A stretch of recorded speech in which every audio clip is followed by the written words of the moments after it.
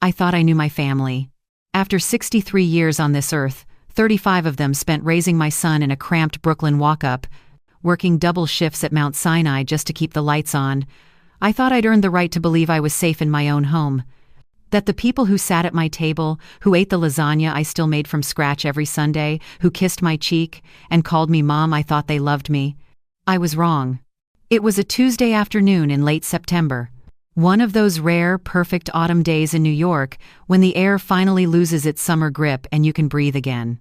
I was in my living room in Astoria, the same apartment I'd lived in for 40 years, sorting through old photographs. My granddaughter Lily had just gotten home from school, her backpack still hanging off one shoulder, her dark curls wild from the playground. She's 8 years old, still believes in magic, still thinks adults tell the truth. She climbed onto my lap without asking the way she always does and wrapped her small arms around my neck. I could smell the strawberry shampoo her mother uses on her, mixed with playground dust and candy. "Hi, Grandma," she whispered into my ear. "Hi, baby girl," I said, kissing the top of her head. Then she went quiet. Not the comfortable quiet of a child settling into safety. The other kind. The kind that makes your stomach drop. "Grandma?" Her voice was so small I almost didn't hear it. "What is it, sweetheart?" She pulled back just enough to look at my face, her brown eyes searching mine with an intensity no 8-year-old should have. "Mom says you won't be around much longer." The room tilted. I tried to smile, tried to laugh it off. "Well, honey, I'm 63, not 93. I've got plenty of—" "No." Lily shook her head, serious now, scared. She said, "You're too expensive." She told Daddy that you're costing them too much money, and that she has a plan to fix it. My heart stopped. Just stopped. I stared at this child, this innocent, beautiful child, and watched her lower lip tremble as she fought back tears. "I wasn't supposed to hear," she whispered. "But I did. They were in the kitchen last week when I came downstairs for water. Mom was angry." She said. Lily's voice dropped even lower, like she was telling me a terrible secret. "She said you're slipping and that nobody would question it if things started going missing. That you're old and confused and nobody listens to old people anyway." The photograph slipped from my hands, scattering across the hardwood floor, images of my son as a boy, my late husband, birthday parties and graduations and weddings. All of it felt like it belonged to someone else's life now. "Lily, sweetheart, what else did she say?" My granddaughter's eyes filled with tears. "Mom took papers from your desk, Grandma. Last Sunday when you were napping. She made me wait in the hallway and told me not to tell you. She said she needs them before you lose your memory." She said it like it was already happening.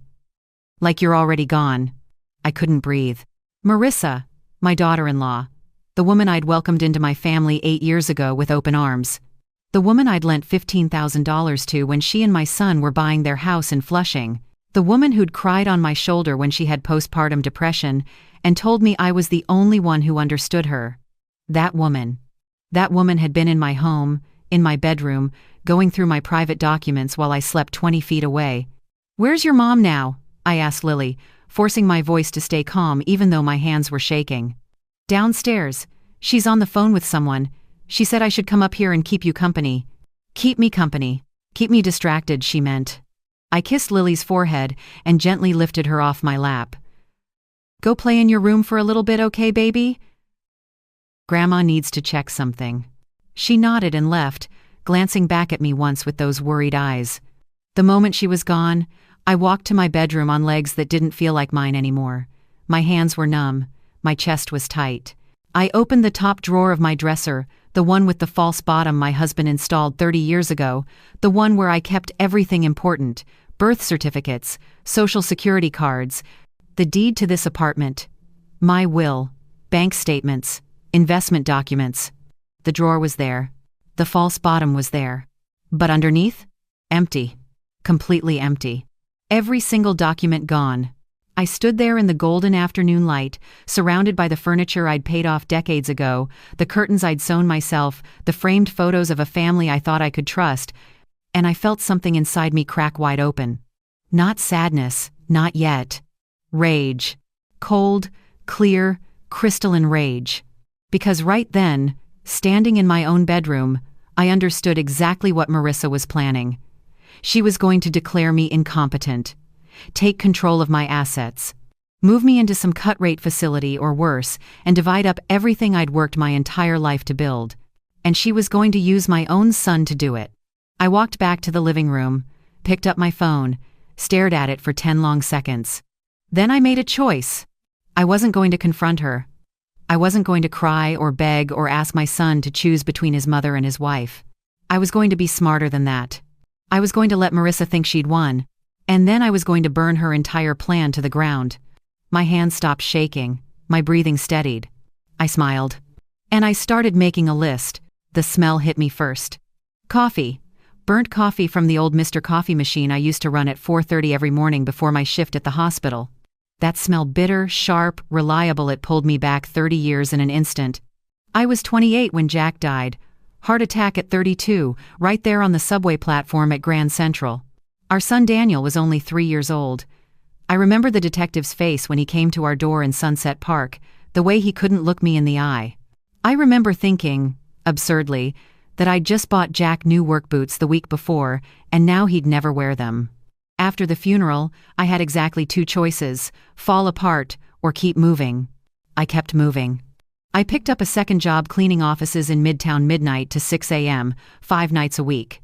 I'd work my nursing shift at Mount Sinai during the day, sleep for 3 hours, then take the train into Manhattan while Daniel slept at my mother's place in Bensonhurst. I'd mop floors in those silent corporate towers, empty trash bins, scrub toilets, and watch the sun come up over the East River through windows that cost more than my annual salary. I did that for 11 years. Daniel never went hungry. Not once. There were nights I ate nothing but saltines and tea so he could have chicken with his rice. Nights I wore the same 2 pairs of scrubs until they were thin as paper because his sneakers mattered more than mine. I showed up to every parent-teacher conference, every school play, every Little League game, even if I had to leave work early and lose the pay. When he got accepted to Stony Brook, I cried for an hour in the bathroom at the hospital. My boy, going to college, the first in our family. I paid every cent of that tuition myself, took out loans I'm still paying off at 63 years old, but I'd do it again in a heartbeat. Because that's what mothers do. We build futures out of our own exhaustion. When Daniel brought Marissa home for the first time, a bright Sunday in April, cherry blossoms blooming in Central Park, I thought my heart would burst. She was beautiful, confident. A pediatric nurse, just like I'd been. She held his hand like he was precious, laughed at his jokes, asked me about my work with genuine interest. I loved her immediately. At their wedding in Flushing, I danced until my feet bled in those cheap heels. I held Marissa's face in my hands and told her, "You're my daughter now, not in-law, just daughter." She cried and hugged me so tight I could barely breathe. When they told me they'd found a condo in Flushing but couldn't quite make the down payment, I didn't hesitate. $15,000, my entire retirement cushion at the time. I handed Daniel the check at my kitchen table, this same table, and said, "Build your life, baby. That's what this money is for." Marissa kissed my cheek and promised they'd pay me back. They never did. And I never asked. When Lily was born, I was in that delivery room holding Marissa's hand, wiping her forehead, telling her she was strong, she could do this. When Marissa struggled with postpartum depression, couldn't get out of bed for weeks, couldn't bond with the baby, I took Lily home with me. 3 months old, colicky, screaming through the nights. I walked her up and down these hallways at 2 a.m., 3 a.m., 4 a.m., singing the same lullabies I'd sung to Daniel. I paid for Lily's preschool when money got tight. I bought her winter coats and birthday presents and dance classes. Last year, when Marissa needed emergency dental surgery and their insurance wouldn't cover it, I wrote another check, $4,000 this time. "Your family," I told her. "This is what family does." She hugged me, thanked me, called me the best mother-in-law in the world. If you've ever given everything to someone who later turned away, you'll understand this part. Thank you to everyone who helps keep these stories alive. Every word you share, every act of kindness helps protect those who still believe in family. I never wanted medals or recognition. I just wanted my son to be happy. I wanted my granddaughter to grow up knowing she was loved. I wanted to be the kind of elder who left something good behind. Not money necessarily, but proof that decency still mattered in this city that chews people up and spits them out. I thought I'd succeeded. But standing there in my bedroom, staring at that empty drawer, I realized something that made my stomach turn. Every kindness I'd shown, Every sacrifice I'd made, every dollar I'd given Marissa had been counting it all up like debts I owed her. And now she'd come to collect. The apartment felt different suddenly, colder, like someone had opened a window I couldn't see. I walked back to the living room and sat down in Jack's old chair, the one I've kept for 30 years even though the upholstery is shot. Outside I could hear the familiar sounds of my neighborhood, kids playing on the sidewalk, the ice cream truck's tinny music, Mrs. Chen yelling at her husband in Cantonese from the apartment below. Everything was exactly the same. Everything had changed. And the worst part? I could hear Marissa downstairs, laughing on the phone with someone. Laughing. I didn't sleep that night. How could I? Every time I closed my eyes I saw Lily's face, heard her small voice. Mom says you won't be around much longer. At 6 a.m., I called my bank. Chase Customer Service, this is Marcus, how can I? This is Catherine Brennan. Account number 477298811. I need to know if there's been any unusual activity on my accounts in the last 30 days. There was a pause. Keyboard clicks. Ma'am, I see here that on September 15th we received a request to transfer the deed of your property at 34 to 12 31st Street into joint ownership. The request came through our online portal using your login credentials. My blood went cold. I never made that request. Oh. Another pause, longer this time. The request was flagged for manual review because we couldn't verify the secondary signature. It's currently pending, but stop it. Cancel it. Whatever you need to do, stop that transfer immediately. Yes, ma'am, I'm escalating this to our fraud department right now. I hung up. My hands were shaking so badly I nearly dropped the phone. Joint ownership. She was trying to put her name on my apartment. The home Jack and I bought 40 years ago. The home I raised my son in. The home I'd bled for. I sat there at my kitchen table, the morning light streaming through windows I'd washed 1,000 times, and felt something crack open inside my chest.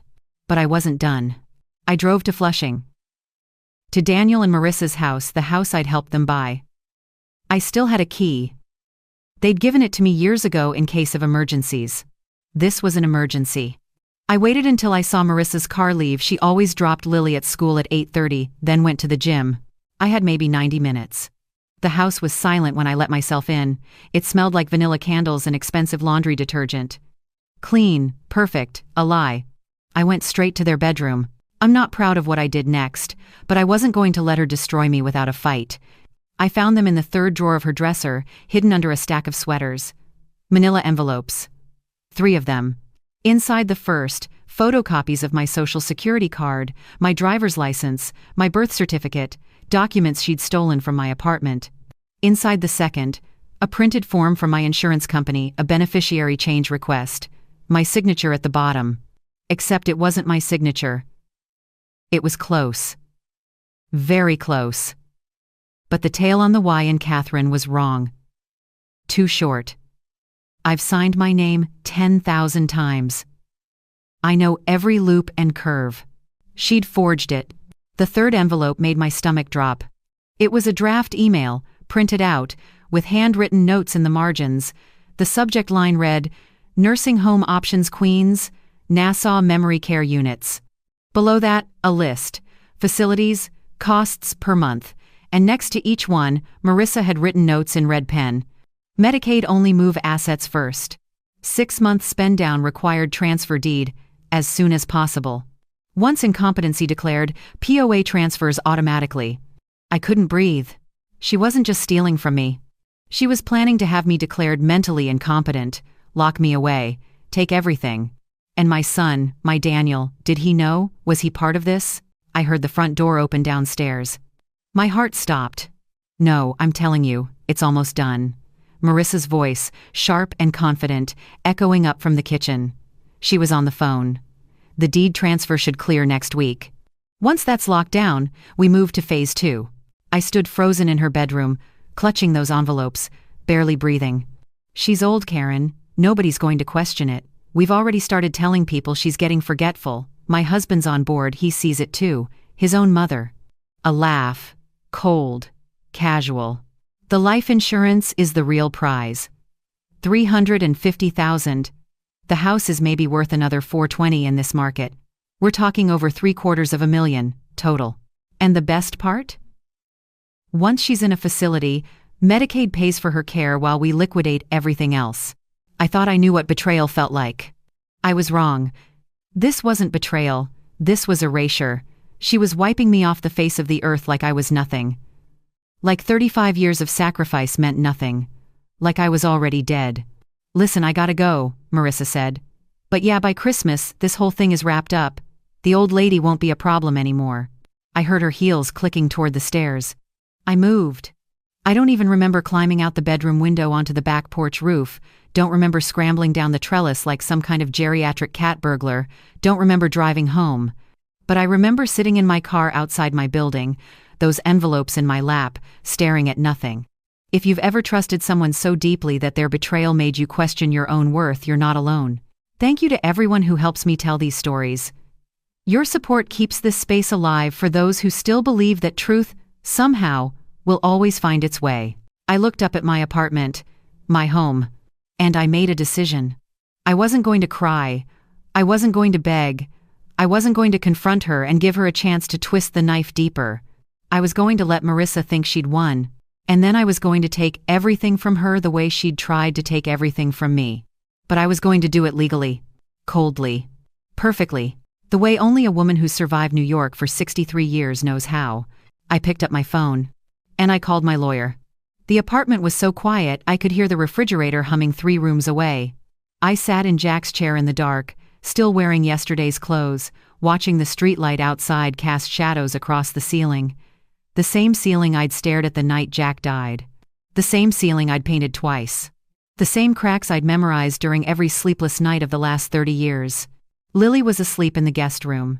She'd asked to stay with me tonight, said she had a nightmare and wanted Grandma. Marissa had dropped her off without coming upstairs. Just texted me from the car. "She's on her way up." My granddaughter was 10 feet away, breathing softly in the dark, trusting me to keep her safe. And I couldn't even keep myself safe. I'd spent the day trying to act normal. Made Lily grilled cheese for dinner.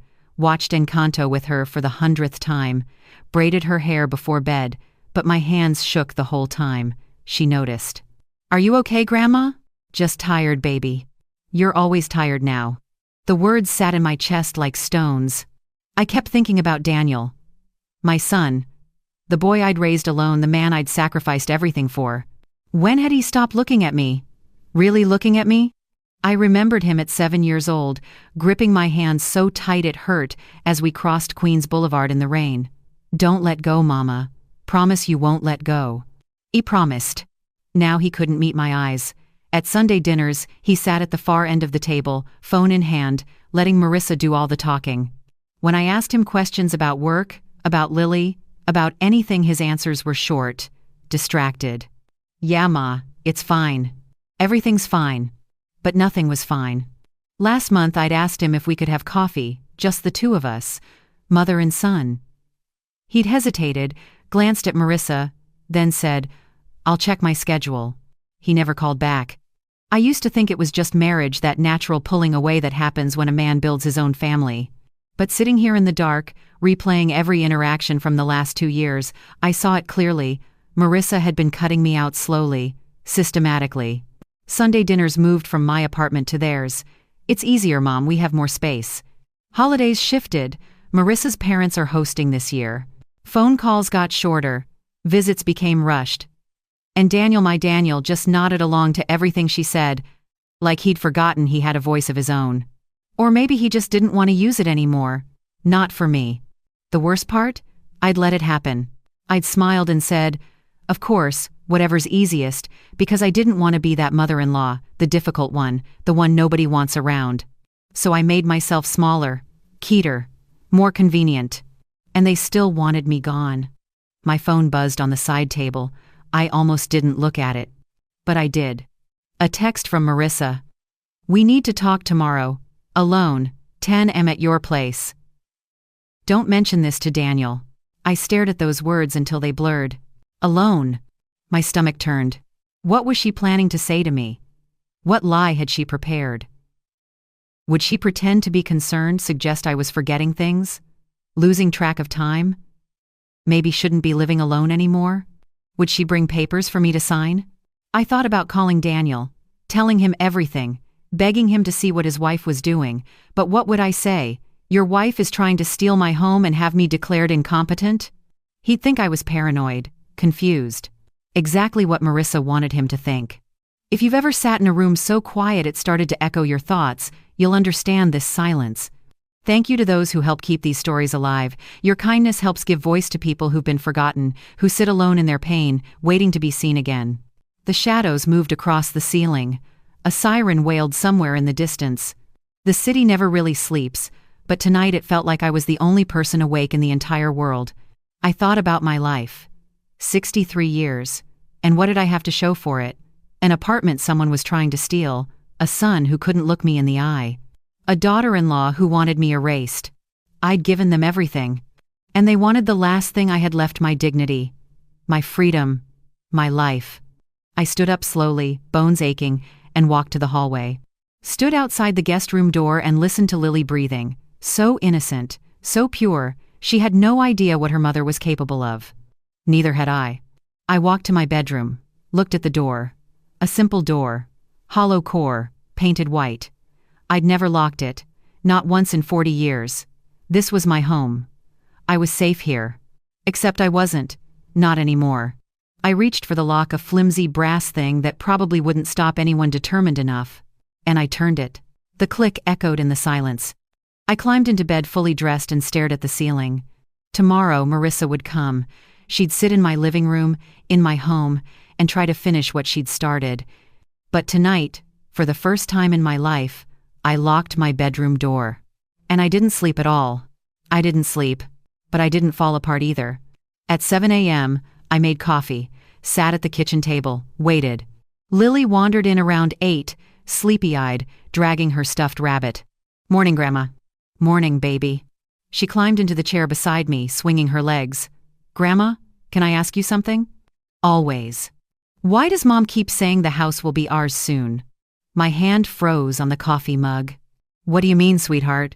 Lily shrugged, picking at her pajama sleeve. "Last week, Mom brought a lady here. While you were at the doctor, she showed her the whole house. The basement, the bedrooms, everything. The lady took pictures." My heart stopped. "What lady, Lily?" "I don't know." "She had a clipboard.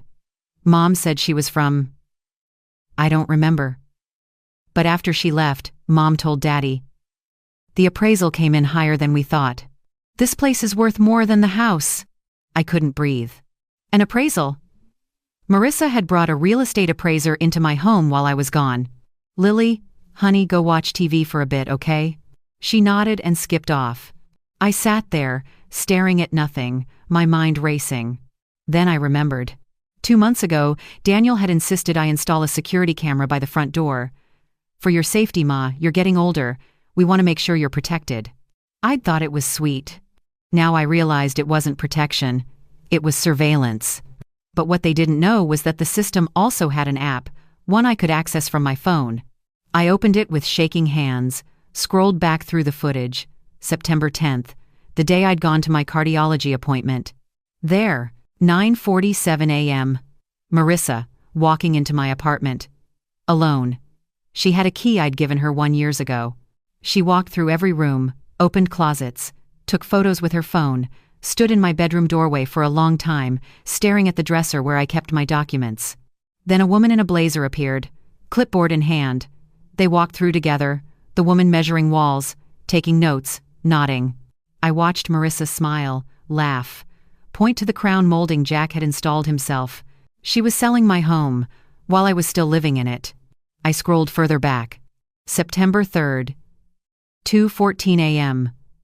Marissa, letting herself in with a key, walking straight to my bedroom, opening my dresser, removing the documents, photographing each one with her phone.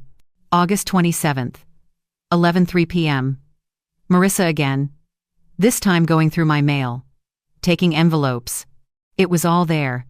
Every violation, every theft, recorded. If you've ever found truth in the quiet moments after pain, you know what this part feels like. Thank you to everyone who supports these stories. Your kindness keeps hope alive for people still finding their voice after betrayal. I made a phone call. "Catherine Brennan for Detective Lopez, please. Yes, I'll hold.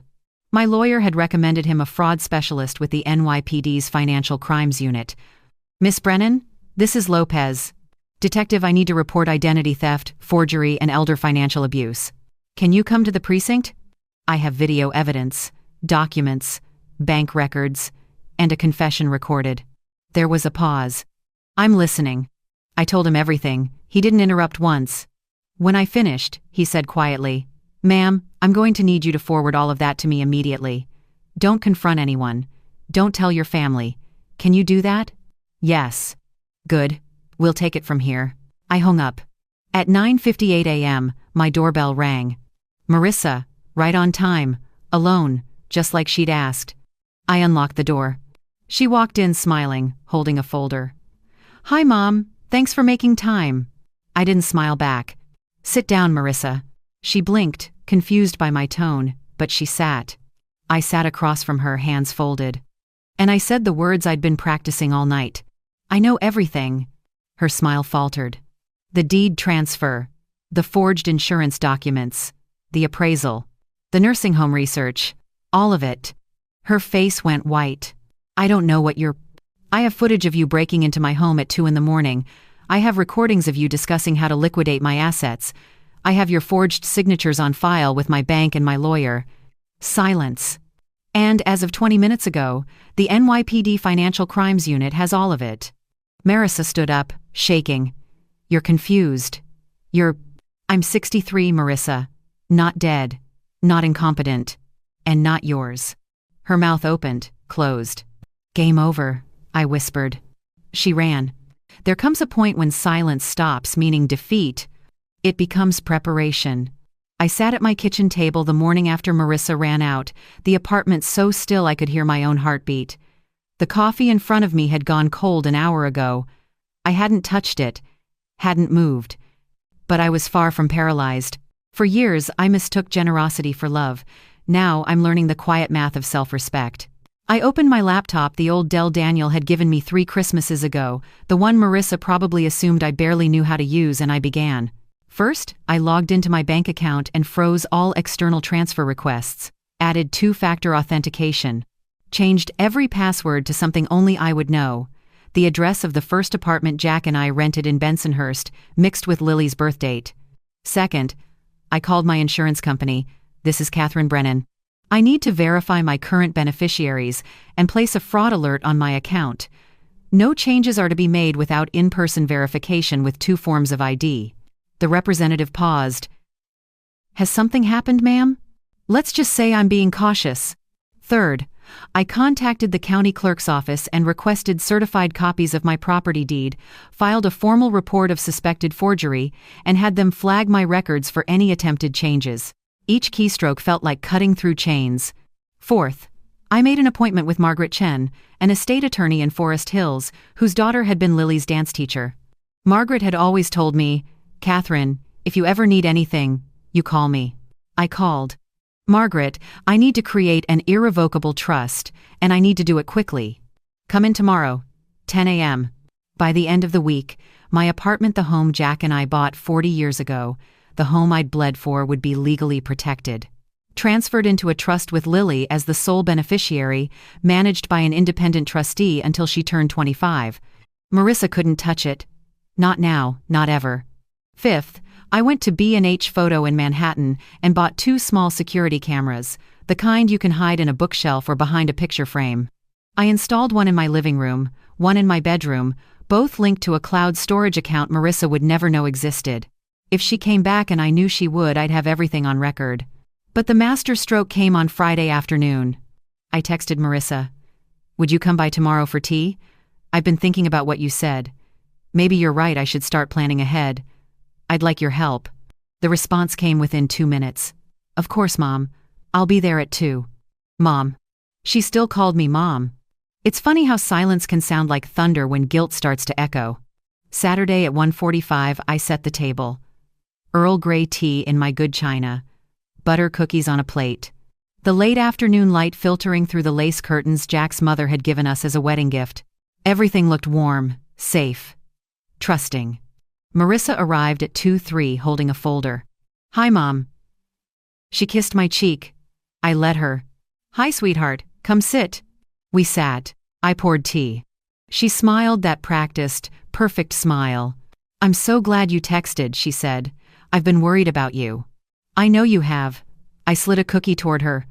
"I've been thinking a lot this week. About the future. About making things easier for everyone." Her eyes lit up. Just a flicker, but I saw it. "That's really mature of you, Mom." I brought some documents, I continued, reaching into my own folder. Medical directives mostly. "I thought maybe you could help me understand them. My eyes aren't what they used to be." I handed her a stack of papers, official looking, dense legal language, but they weren't real. Margaret had helped me draft decoys. Fake power of attorney forms with just enough legal jargon to look legitimate. Marissa's fingers touched every page. Fingerprints. Clear, undeniable fingerprints on documents that looked exactly like the ones she'd tried to forge. "This one here," I said, pointing to a signature line. "Do you think I should sign this now, or wait until Daniel can look at it?" She leaned closer, studying it. I mean, if you trust me, we could just handle it today. Keep it simple." "You're probably right." I watched her. Every movement, every flicker of expression. She thought I was clueless, vulnerable. Already halfway gone. They taught me that love meant giving.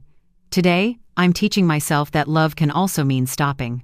"Actually," I said, setting down my teacup, "I think I'll wait. I want to be sure." Her smile tightened. "Of course.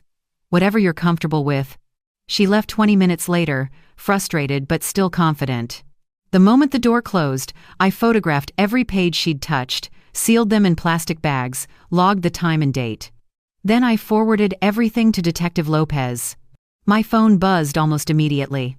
"Lopez, perfect, we have enough. Stand by." I sat back down at the table. The tea was cold again.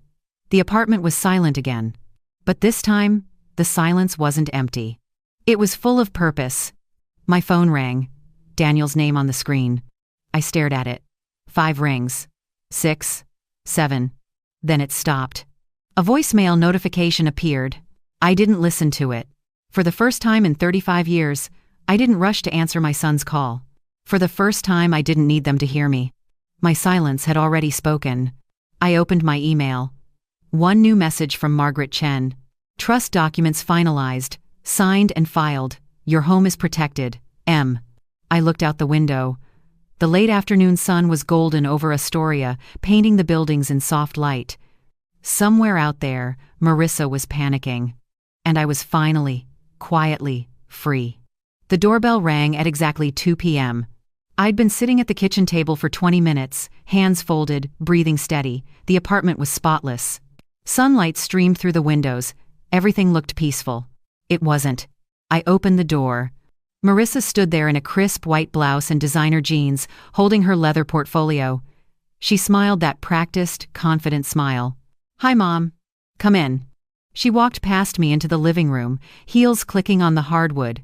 She set her bag on the coffee table and turned to face me, all business now. "So, I brought the forms we talked about. The medical power of attorney, the financial authorization, just standard stuff to make sure you're protected if anything happens." "That's very thoughtful." "I know this is hard," she continued, her voice dripping with false sympathy. "But Daniel and I, we just want what's best for you. We've been so worried." I nodded slowly. "I'm sure you have." She pulled out a stack of documents, laying them across the table with efficient precision. "If you could just sign here, here, and here." The doorbell rang again. Marissa's head snapped toward the door. "Are you expecting someone?" "Yes," I said quietly. "I am." I walked to the door and opened it. Detective Lopez stood there in a dark suit, shield clipped to his belt. Behind him, 2 uniformed officers.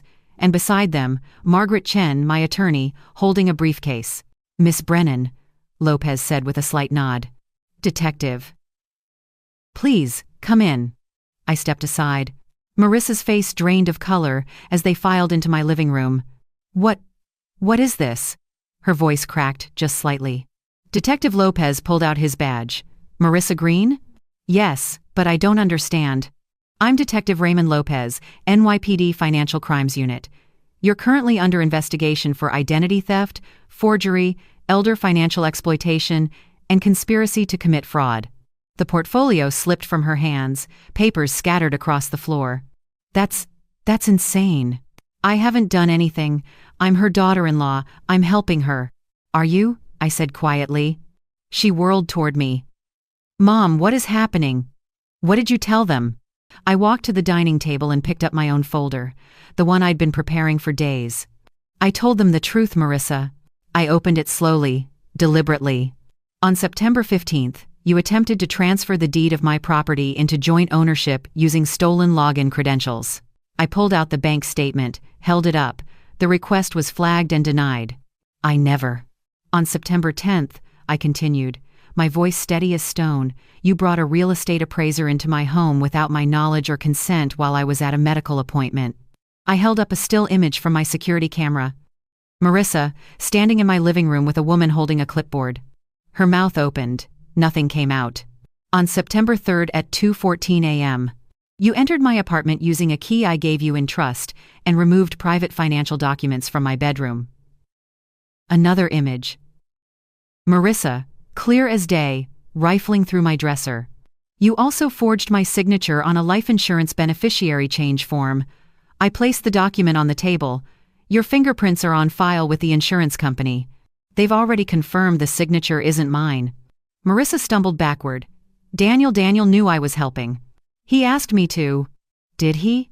I turned to Detective Lopez. Do you have the recording? He pulled out a small digital recorder and pressed play. Marissa's voice, crisp and clear. As soon as the papers go through, the old lady won't be a problem anymore. We're talking over $750,000, total. The room went silent. Marissa's face twisted. That's out of context. I didn't mean. You also, I said, my voice colder now, discussed this entire scheme in front of my 8-year-old granddaughter. You involved a child in fraud against her own grandmother. Lily doesn't know what she... Lily told me everything. My voice cracked, just once. She was terrified, Marissa. She thought I was dying. She thought you were trying to help me. She trusted you. Marissa's eyes filled with tears. Fake ones. The kind she'd used on me 100 times before. Please. I made mistakes, but I wasn't going to actually. The front door opened. Daniel walked in.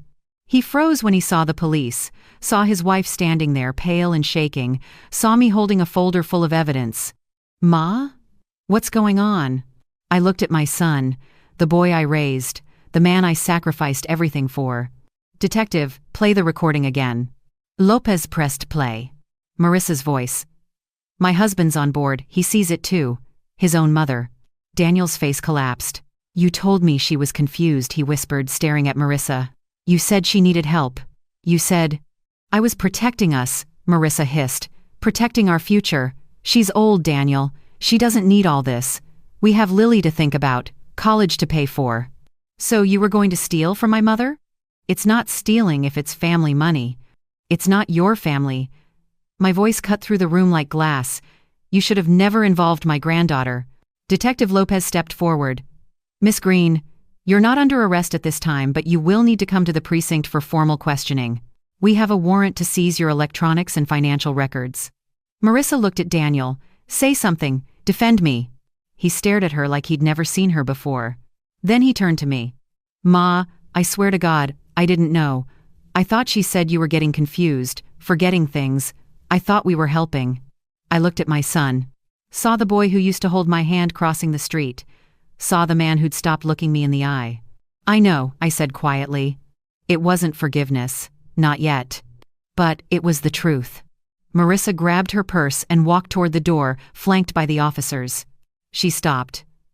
Turned back. You'll regret this. I met her eyes. No, I said. I won't. The door closed behind her. The apartment fell silent. Daniel stood in the middle of my living room, his face in his hands. Margaret Chen touched my shoulder gently. I'll be in touch, Catherine. Detective Lopez nodded. We'll need you to come in next week for a formal statement. I'll be there. They left. It was just me and Daniel. He looked up, eyes red. I'm so sorry, Ma. I didn't answer right away. I walked to the window, looked out at Astoria, my neighborhood, my home. You stopped seeing me, Daniel, I said quietly. Somewhere along the way you stopped seeing me as a person. Just a problem to manage. I know. His voice broke. I know, and I'll never forgive myself. I turned to face him.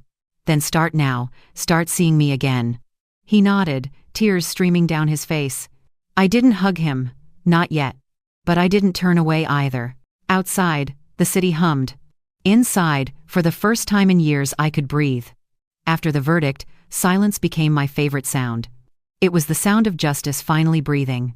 I didn't attend Marissa's arraignment. Margaret told me I didn't have to. The evidence spoke for itself. Forgery, elder exploitation, attempted fraud. The district attorney was building a case that could mean 3 to 5 years. I stayed home, made coffee, watched the light change over Astoria. For the first time in months, I slept through the night. The consequences came quickly after that. Not because I demanded them, but because truth, once unleashed, has its own momentum. Marissa lost her nursing license within 2 weeks. The hospital where she worked launched an internal investigation after the charges became public. They found discrepancies in medication logs, missing patient records, small things she'd covered up for years. Things that suddenly mattered when viewed through the lens of her character. She was terminated. No severance. No references. Daniel told me this over coffee at my kitchen table, his voice hollow. She's applied to 12 places. No one will even call her back. I didn't respond. What was there to say? Their house, the one I'd helped them buy, went up for sale within a month. They couldn't afford the mortgage on Daniel's salary alone. I heard through Mrs. Chen, who heard from her daughter, who worked at the real estate office, that they were asking $680,000. They got $590,000, barely enough to pay off the loan and Marissa's legal fees. I didn't need to ruin them. Their lies had already done that. The social consequences were quieter but just as devastating. Marissa's friends, the other mothers from Lily's school, the women she'd had coffee with every Thursday at the cafe on Ditmars, they stopped calling, stopped texting. When she showed up at pickup one afternoon, 3 mothers physically turned their backs. Daniel told me that too. Not with sympathy, but with a kind of stunned disbelief, like he was finally seeing the woman he'd married for who she really was. She keeps saying everyone's overreacting, he said. That you're the one who's vindictive. That you turned everyone against her. I looked at my son across the table. Do you believe that? He was quiet for a long time. No, he finally whispered. No, Ma, I don't. They used to whisper that I'd lost my mind. Now they avoid their own reflections. Lily came to stay with me every weekend after that, court-mandated visitation while the custody arrangements were being sorted. Daniel had moved into a 1-bedroom in Sunnyside. Marissa was staying with her sister in New Jersey. The first Saturday Lily arrived, she was quiet, anxious. She sat on my couch clutching her stuffed rabbit, watching me like she was afraid I might disappear. Grandma? Yes, baby. Are you mad at me? I sat beside her, pulled her close. Why would I be mad at you? Because Mom got in trouble. Because of what I told you. My heart broke.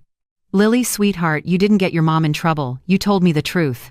And the truth protected me. You saved me. She looked up, eyes wide. Really? Really? She buried her face in my shoulder and cried. Not the scared crying from before, but relief. The kind of crying that comes when a weight you didn't know you were carrying finally lifts. I held her until she fell asleep.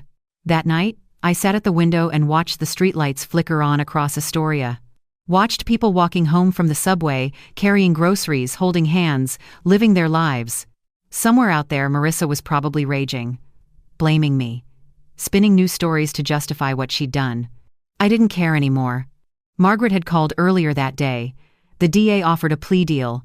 2 years probation, restitution, community service, no jail time if she pleads guilty. And if she doesn't, then it goes to trial. And based on the evidence, Catherine, she'll lose. What do you think I should do? Margaret paused. What do you want? I thought about it, really thought about it. I want her to admit what she did. I want it on record. I want Lily to grow up knowing the truth. Then we push for the plea. She admits guilt, it's sealed in court documents, and you move on. Okay. 3 weeks later, Marissa took the deal. Daniel called me after the hearing, his voice thick. She signed it. 2 years probation, $47,000 in restitution, 300 hours of community service, and a formal admission of guilt. I closed my eyes. How is she? Broken, he said quietly. She looks Empty. I should have felt something. Satisfaction, maybe? Vindication.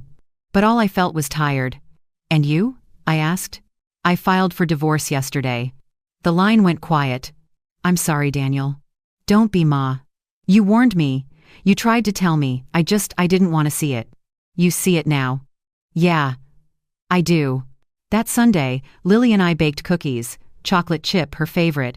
We made a mess of the kitchen, got flour everywhere, laughed until our sides hurt. Afterward, she looked at me with those serious brown eyes. Grandma, are we going to be okay? I kissed her forehead. Yes, baby. We're going to be just fine. And I meant it. Some debts don't need to be collected. Life has its own way of balancing the books. I never saw Marissa again after that day in my living room. Heard she moved to Pennsylvania, started over somewhere nobody knew her name. Daniel rebuilt his life slowly. Started seeing Lily more. Started seeing me more. Actually seeing me not as a problem to manage, but as his mother. It wasn't perfect. Some things can't be fixed. But it was honest. And that was enough. Outside my window, the city hummed its eternal song. Inside, I sat in Jack's old chair, a cup of tea cooling in my hands, and felt something I hadn't felt in years. Peace. Not because I'd won, but because I'd survived. And sometimes, that's the same thing. After the noise fades, what's left isn't victory, it's understanding. I signed the new will on a Tuesday morning in November. Margaret sat across from me in her office in Forest Hills, sunlight streaming through the blinds, casting stripes across the mahogany desk. This puts everything into an irrevocable trust, she explained. Lily is the sole beneficiary. She'll inherit when she turns 25. Until then, the trust is managed independently. No one, not Marissa, not even Daniel, can touch it. I signed my name slowly, carefully. The same signature Marissa had tried to forge. But this time, it was mine. My choice. My terms. There, I said, setting down the pen. It's done. Margaret smiled. How do you feel? I thought about it. Free. Justice isn't about watching them fall. It's about standing again without hate. Daniel started coming over every Sunday. At first, it was awkward long silences over coffee, both of us tiptoeing around the elephant in the room. But slowly, week by week, we started talking. Really talking. He told me he'd started therapy, that he was trying to understand how he'd let things get so bad, how he'd stopped seeing me as a person and started seeing me as a responsibility. I'm ashamed, Ma, he said one afternoon, his voice breaking. I looked at you like you were a burden, my own mother. I reached across the table, took his hand. You were lost, Daniel. You got married to someone who knew how to manipulate kindness, but you found your way back. That's what matters. He cried. And I let him. Because forgiveness isn't about whether someone deserves it. It's about whether you deserve to be free of carrying the weight of their mistakes. I used to believe love meant giving everything. Now I know love also means knowing when to stop. I renovated Lily's room in December, painted it pale lavender, her favorite color. Bought her a new bed with a canopy. Hung fairy lights along the ceiling. Put up shelves for her books and a small desk by the window where she could draw. The day she saw it, she gasped. Grandma, it's perfect. You can come stay whenever you want, baby. This is your room, your home. She hugged me so tight I could barely breathe. That night, after she fell asleep under the new canopy, I sat in Jack's chair and looked around my apartment. The same apartment I'd almost lost. The same walls that had witnessed 40 years of my life. But it felt different now. Not because anything had changed, but because I had. I found myself thinking about Jack. Wishing he could see this.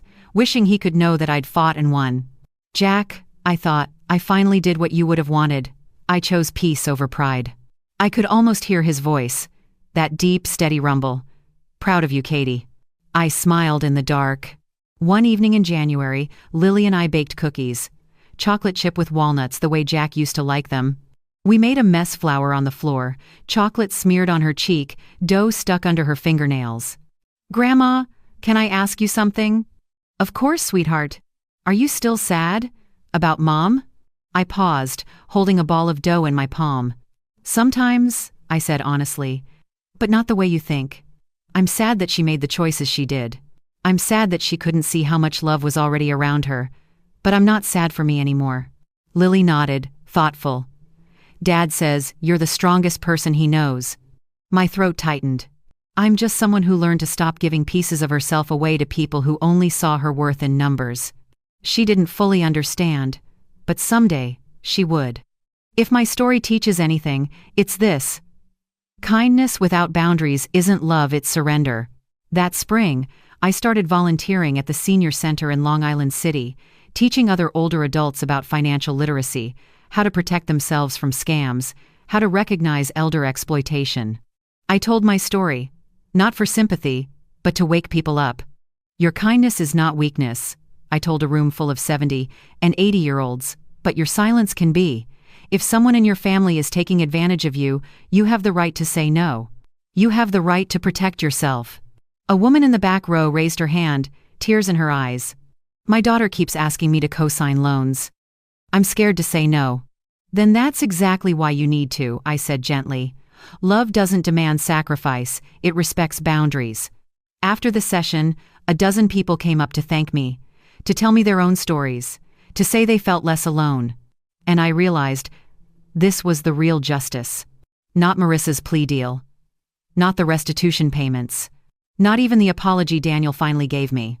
It was this, standing in a room full of people who'd been made to feel invisible, powerless, disposable, and reminding them they weren't. Justice gave me back my name, but peace gave me back myself. On a warm Sunday in May, I stood on my fire escape, the same one I used to sit on with Jack 30 years ago, watching the neighborhood change and grow. The same one where I used to cry after he died, wondering how I'd survive. I survived. Not just survived, I rebuilt. Below me, Astoria hummed with life, kids playing stickball in the street, Mrs. Chen yelling at her grandkids in Cantonese, the smell of someone grilling on a rooftop nearby. My neighborhood, my home, mine. I heard Lily laughing inside, FaceTiming with a friend. Daniel was coming over later for dinner. He'd asked if he could bring someone, a woman he'd been seeing. Someone kind, he said. Someone who reminded him of me. I'd love to meet her, I told him. Life, I realized, doesn't owe you fairness. But it does offer chances. Chances to start again. To choose differently. To stop waiting for others to see your value and start seeing it yourself. If you've ever lost yourself trying to love someone who only saw your worth in numbers, I hope my story reminds you, it's never too late to choose yourself. Thank you for keeping these stories alive, stories where justice doesn't shout, it heals. I took a breath, let it out slowly, and for the first time in years I felt whole. Not because I'd beaten anyone, but because I'd finally, truly learned to stand.